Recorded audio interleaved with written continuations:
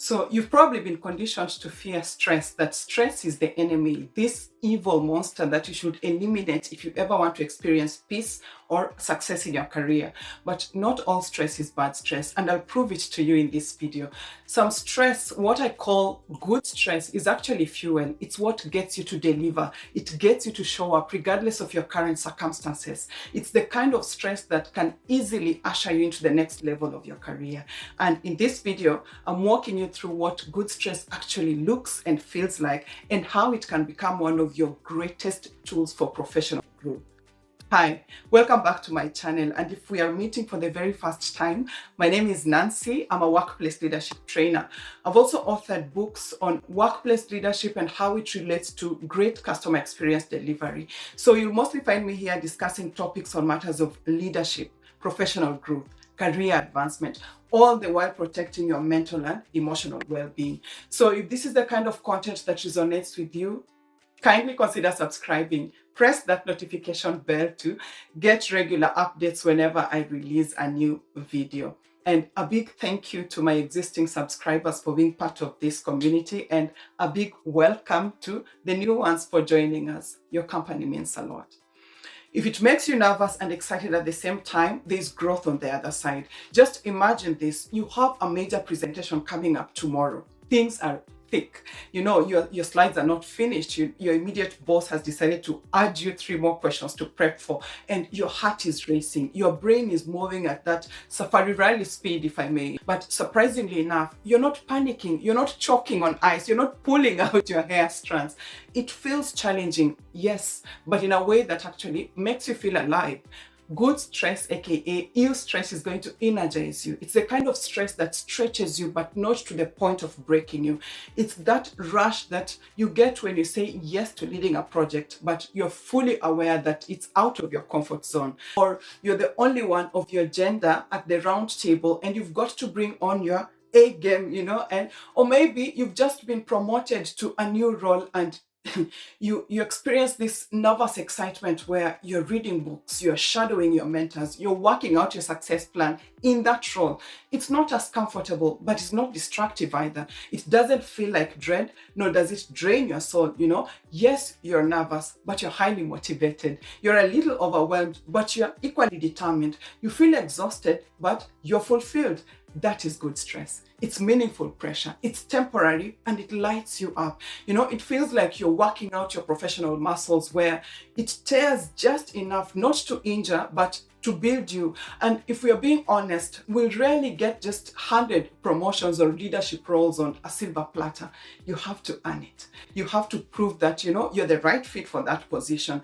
Good stress is often the doorway to that office, if you can embrace it. So you want to recognize and learn how to use this kind of pressure to help you grow professionally. It is a skill in itself, and I'm here to walk you through it. So at number 7, good stress is going to sharpen your focus. Have you ever noticed how a looming deadline can suddenly turn you into a productivity ninja? You have to finalize this budget proposal the night before a board meeting, and your brain automatically filters out the noise. No social media scrolling, no random WhatsApp chats. All distractions just fade away. You don't even have the time to second guess yourself. You're so locked in. You're very, hyper intentional. And what you're doing here is you're training your brain to prioritize under pressure, to focus under fire. And that's a skill that you only learn by actually going through the process. And with time, when this habit takes root, you're going to realize that you start getting more done in less time. And when you have a deadline just breathing down your neck, you don't have the luxury of overthinking your every move. You don't have the time to draft an email 17 times. You just decide, you write, you present, and you move on. It's called the gift of focused stress. It clears up the mental clutter. Your brain starts to act decisively, which is a necessity for anyone in a leadership role. And these are also the moments where you learn to prioritize what actually matters. Good stress is going to call on you to stop being busy and to start being strategic. It narrows your focus, but in a good way. That moment when you have a team meeting, a looming presentation, and you still have the 47 emails which are waiting for your immediate attention. But instead of spiraling, you ask yourself, okay, what needs to get done right now? It could be the presentation first, then you delegate the rest. Just think Eisenhower matrix, you do what's important and urgent, then you schedule what's important but not as urgent. Then you delegate what's important but someone else can do it just as well. And then you delete what's neither urgent nor important. Not everything deserves your time, energy, and stress. You just have to move the needle where it counts. At number 6, good stress is going to reveal what you truly value. We don't get stressed about things we don't care about, When something triggers your stress, it's often highlighting a core value, something you deeply care about. It shows you your own leadership philosophy, Look, you're here losing sleep over your team members underperforming. It doesn't necessarily mean that you are controlling. When you dig deeper, you're going to realize that you're big on excellence, you're big on responsibility and supportive growth. Or you feel pressure because your team members cannot just get along. And it's not because you're weak, or probably you just care about harmony and leadership integrity. Think of the moments when a decision clashes with your ethics and you know that you're going to be restless until you do something about it.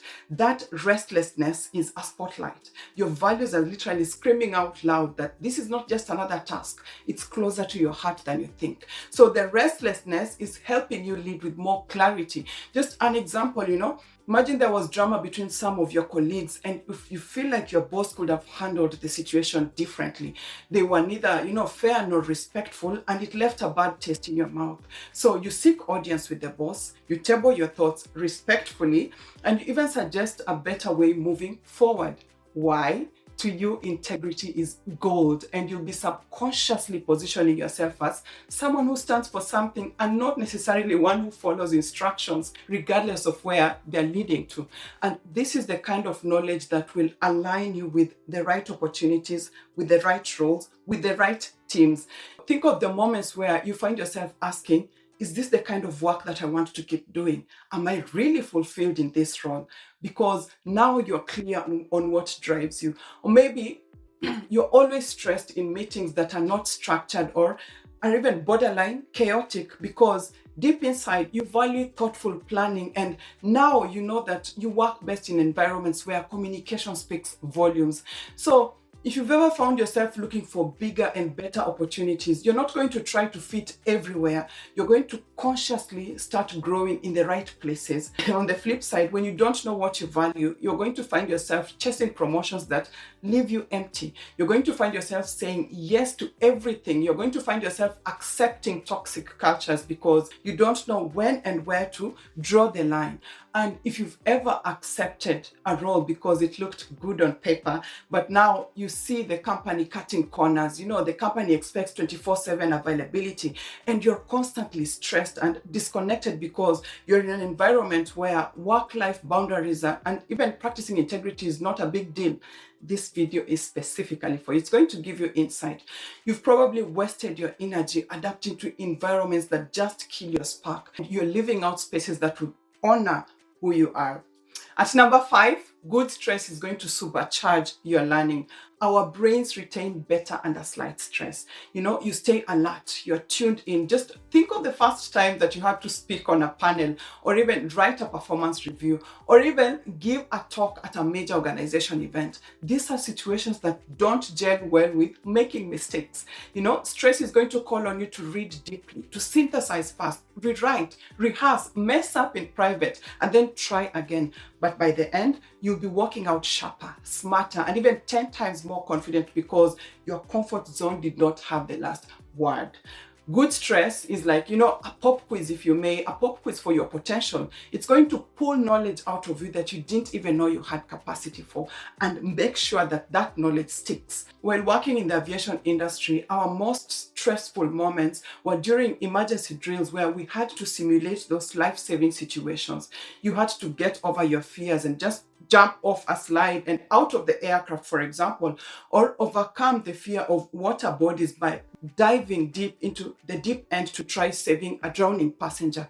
There was no margin for error because failing to get it right in real life would have actually been the deciding factor between life and being unalive.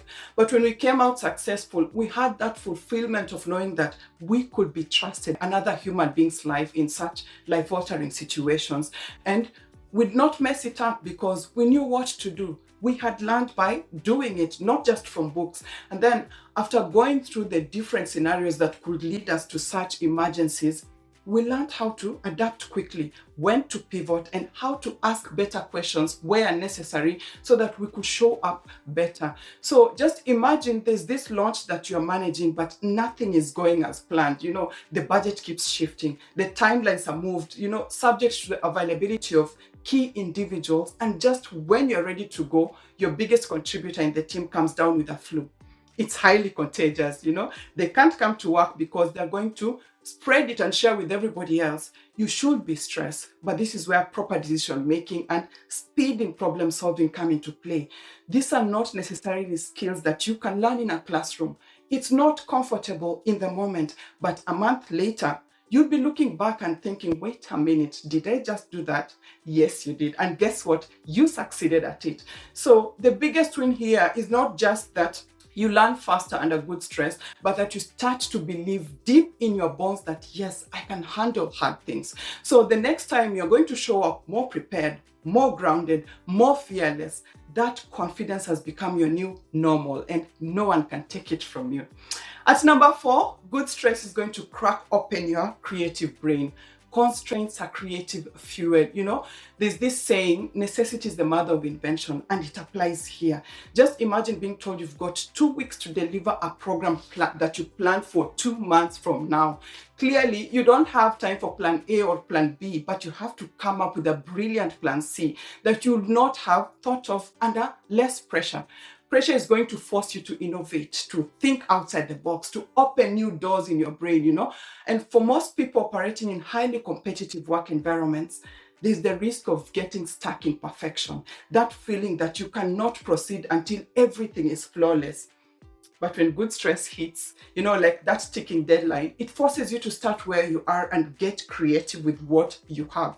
And the reality is, when you're doing this, you're breaking free from perfection paralysis. When you adopt the habit of starting whether you have all the necessary resources or not, you don't have the time to obsess. You don't have that time. You have to create. Just imagine you're hosting an internal workshop in your department and the guest speaker cancels on you at the last minute. The old you might have panicked and postponed to go get help. But with the adrenaline rush, you jump in. You write your own short intro. You quickly put together slides from old decks. You add a story from a recent project. You put and spice all the ingredients together and you come up with something powerful and memorable your way. That's resourcefulness in action. And when you're under pressure to solve something creatively, you're not just checking boxes, you're not doing what is expected. There are moments where you'll have to draw from your own ideas. You'll have to draw from your lived experiences, your gut instincts. That is the pressure reconnecting you to your voice, not just the job description. And people connect more with you when you stop sounding like a job title and you start showing up with humanity behind your voice. So just imagine your team being so stuck on how to make a dry quarterly update more engaging and fun. And everyone is going with the usual charts, the usual jargon. But because the pressure is on, you're tired of the same old. So you suggest turning it up a little bit. You turn it into a quick story, late video update, something fun, something human, totally different, but memorable, and it lands beautifully. That is good stress letting your real brilliance lead the way. At number 3, good stress is going to teach you emotional self-control. Good stress is going to test your ability to respond and not to react. It literally forces you to manage your reactions in real time. Just think of that tense client call where big words are just thrown around, anger is all over the place and your every instinct is to retaliate, you badly want to snap. But then the only thing that is ringing in your mind is the customer is always right. So you choose peace, you stay grounded, you listen until the client finishes waylaying their frustrations. Then you reframe, then you answer with more clarity. That is not weakness. That's emotional strength. That's emotional wisdom. And with time, people are going to start looking at you as the calm in the storm.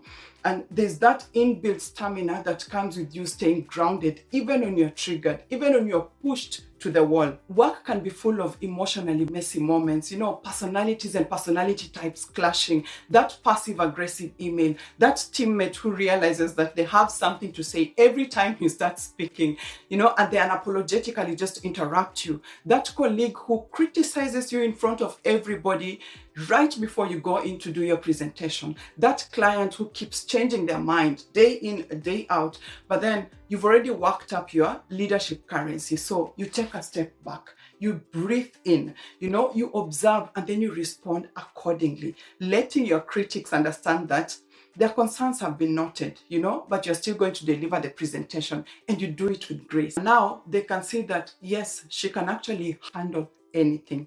Mastering emotional self-control is going to help you to read the room so that you can actually lead the people better. And here, imagine you're navigating the good stress, managing deadlines, shifting goals, you're juggling emotions, but then you start paying attention to what others are feeling too. The different energies operating in the room or the different energies operating around you, and you're learning how to work around those energies. That's emotional intelligence, because you are becoming someone who's not only big on results, you're just as big on creating a safety net for your team members, and you don't mind doing the heavy lifting when tensions are high in the room. You can even ask your team members to go regroup as you focus on this sensitive email. Those are the kinds of leaders that people want to work with and to work for, because you genuinely care about your team. And then on the downside, there's a hidden danger in not using good stress to grow emotional intelligence. You're going to find yourself stuck in reactive mode. You're snapping on demand, taking feedback personally, misreading people, burning bridges. The corporate truth is that your technical skills, your technical knowledge might have gotten you the role to enter those rooms, to enter that door. But if you cannot read people, if you cannot regulate your emotions, you will not stay there for long with your sanity intact. There will always be someone who challenges your approach. So imagine, instead of staying open, staying calm, you shut them down defensively in a way that they know better than to cross you the next time, and the room goes quiet. Trust takes a hit. Your leadership gets questioned because pressure feels foreign to you. So just take good stress as training grounds for developing the necessary emotional fitness skills. At number 2, good stress is going to make your wins meaningful. The best victories are the ones that cost us a bit of discomfort. Just think of that time when you took a microphone in a room full of executives. It scared you, you had every reason to panic, but you nailed it. The moment where you fired a client who was draining you psychologically, and you had to draw the line between financial investment and your peace of mind. That moment where you had to set the boundary that literally felt impossible. Such memories carry fulfillment, they carry pride, they carry self-worth. The moment when you realize that good stress is not necessarily the villain, it's actually the push behind your breakthroughs. The achievements that mean a lot to us are the ones that we've stressed over the most. That job offer that you prepared for weeks, that campaign that you poured your entire soul into. And tell yourself, without pressure, it wouldn't feel as rich, Stress made you earn it, and now you own it. And that builds the kind of confidence that is rooted in evidence and not just pep talks. Don't get me wrong, there's a place for affirmations and hype, but the confidence that grows from those gritty, stressful moments where you have no choice but to show up and deliver. You do the hard thing, even surprising yourself. That win that comes from that kind of stress hits differently. It's no longer a case of just, I think I can do hard things. No, it now becomes, I know I can do hard things. Why? Because I just did. Just think of the moments where you stayed up late for nights on end, for nights to finish this particular report, and you were stressed, you were exhausted, maybe even questioning yourself. But then with the outcome, your manager became so loud and proud about how your bright report just shone at the leadership meeting. And you don't just feel honored, now you feel validated. That stress meant something. And when your wins have a meaning, you'll also have a reason to stay hungry and connected to your purpose. Just think about it. When something comes easy, you forget it fast.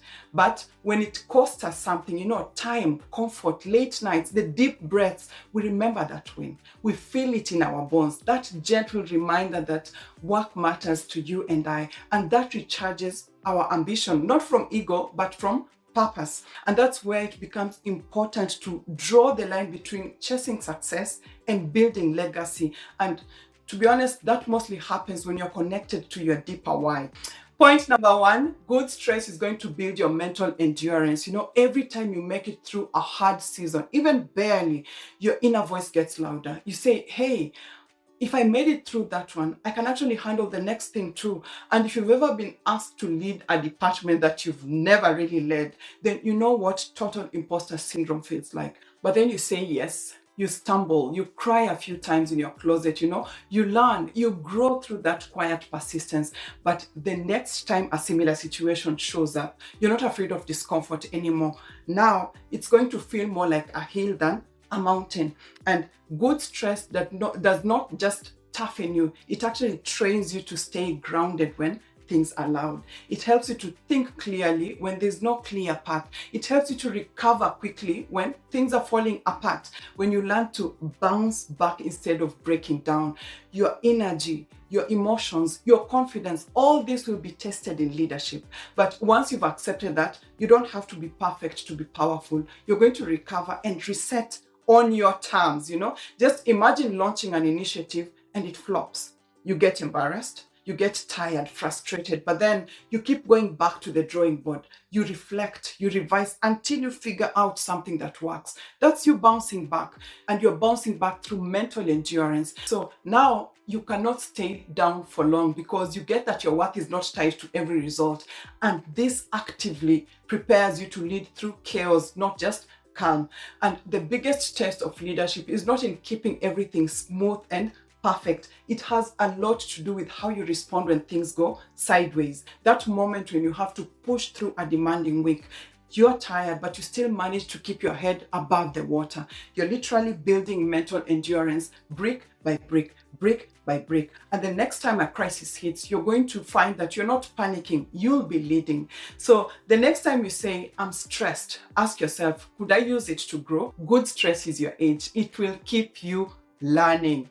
I hope you got value from this video, and if you did, please give it a like and subscribe if this is the kind of content that resonates with you. Let me also know in the comments what spoke to you the most, and also feel free to share it with someone who may equally benefit from this kind of content. And then have a look at this video right here on how to communicate like a leader without losing your peace. It's going to reinforce the importance of being grounded in leadership. Thank you so much for your company, and see you on the next one. Bye.